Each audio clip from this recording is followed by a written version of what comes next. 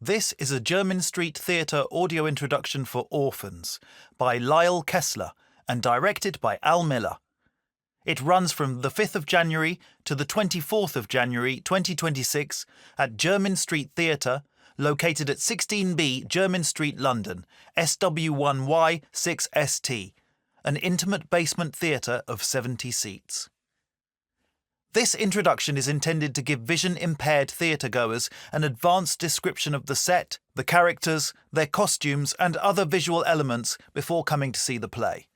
It will contain some minor spoilers, but these will be left until the end, so you can decide if you prefer to avoid them. The overview on the Jermyn Street website begins with a quote: "If you're looking for justice, you're living in the wrong century." Philadelphia, 1983. 28-year-old Philip hasn't stepped outside in years, surviving on canned tuna, encyclopedias, and his own wild theories about the dangers beyond the door. His older brother Treat runs his world with rules and rituals to keep them safe, bringing home whatever he can steal. Then, one night, Treat drags in Harold, a stranger stuffed with cash and soaked in whiskey. The perfect target. Or so it looks. By morning, nothing will be the same. Lyle Kessler's Tony-nominated play comes to Jermyn Street Theatre, starring Forbes Masson, Farm Hall, Laughing Boy, Olivier Award winner Chris Whalley, the Lieutenant of Inishmore, The Young Offenders, and Fred Woodley Evans, Outlying Islands, Bridgerton. Former Cannes Deputy Director Al Miller directs this exhilarating modern classic. The play lasts exactly 2 hours, including a 15-minute interval at approximately 48 minutes. The set, space, and visual elements. All the action of the play takes place within one location, the home of the brothers Philip and Treat. The stage resembles the corner of a room with 2 intersecting walls painted in an exaggeratedly mottled, textured smear of off-white plaster over deep teal. On the right side portion of the stage, stage left, the wall faces flat to the audience, featuring a door covered by a dark floral patterned curtain.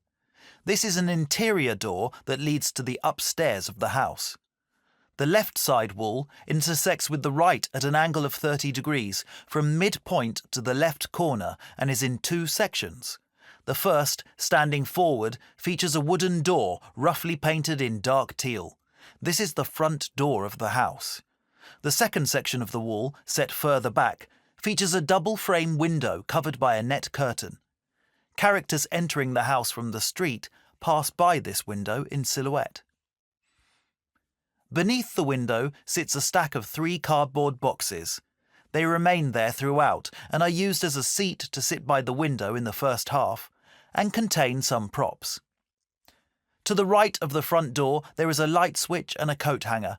Centre stage, on the next section of wall, between the 2 doors, there is a small shelf at shoulder height.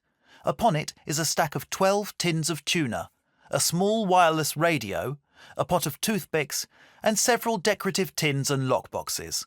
Beyond the right side interior door in the back corner of the stage, this is stage left, there is a small wooden chest on short legs, a tall floor-standing lamp with a burgundy shade, and a wooden table and chairs that extend to the front of the stage.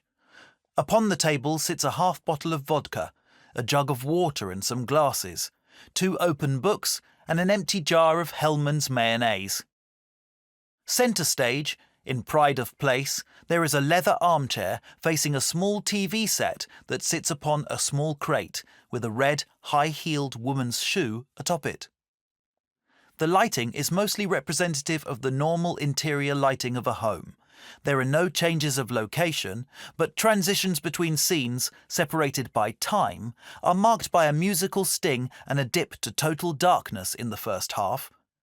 In the second half, the floor-standing lamp remains on during the transitions. At the start of Act 2, the characters move the furniture into a new configuration.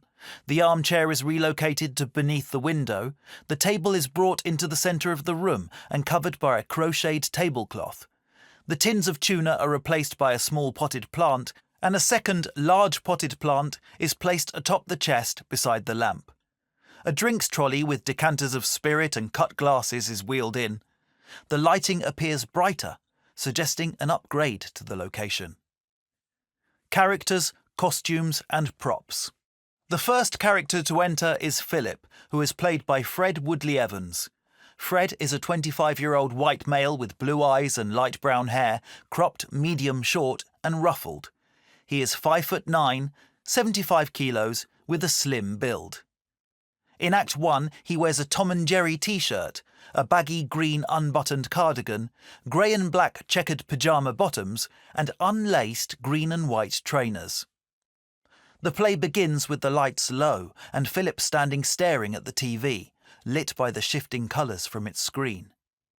Upon the imminent return of his brother Treat, he frantically storms about the room, hiding the books under the cushion of the armchair and the red shoe in the wooden chest. His movements are generally quite intense.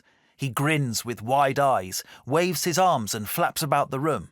He is fairly dramatic, collapsing to the floor and rolling under the table, for example. He often sits crouched upon the box under the window, looking out to the street. When he opens the window at around 20 minutes, he takes a deep breath and holds it. He does this again 5 minutes later, wrapping a scarf taken from one of the boxes about his mouth.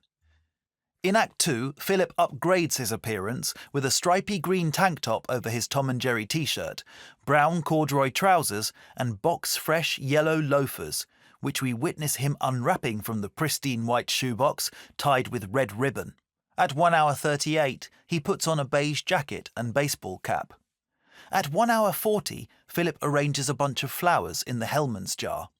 The second character to enter is Philip's brother Treat, who is played by Chris Whalley, a white man of 30 years with blue-green eyes and dirty blonde, shortish, curly hair.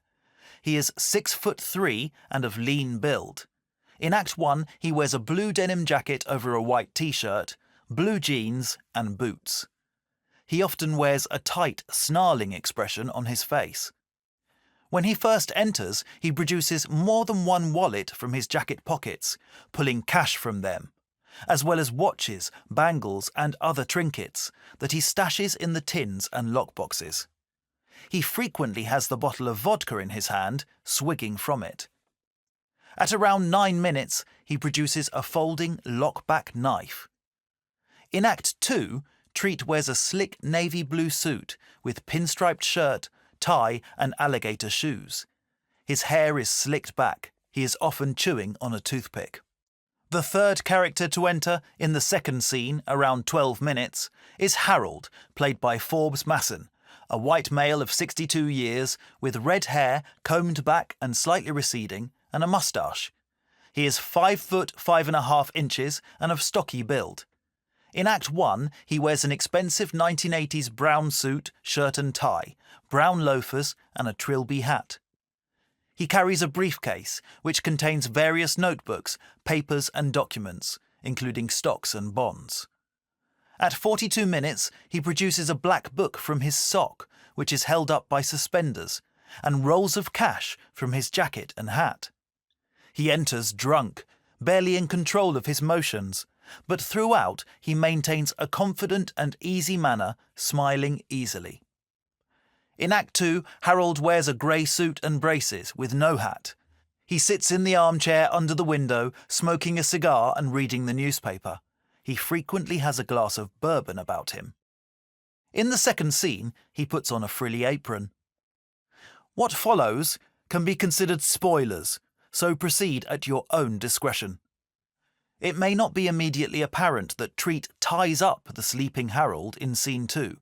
First, just his hands, but after, relocating him from the floor to a chair with a long rope wrapped all about his body.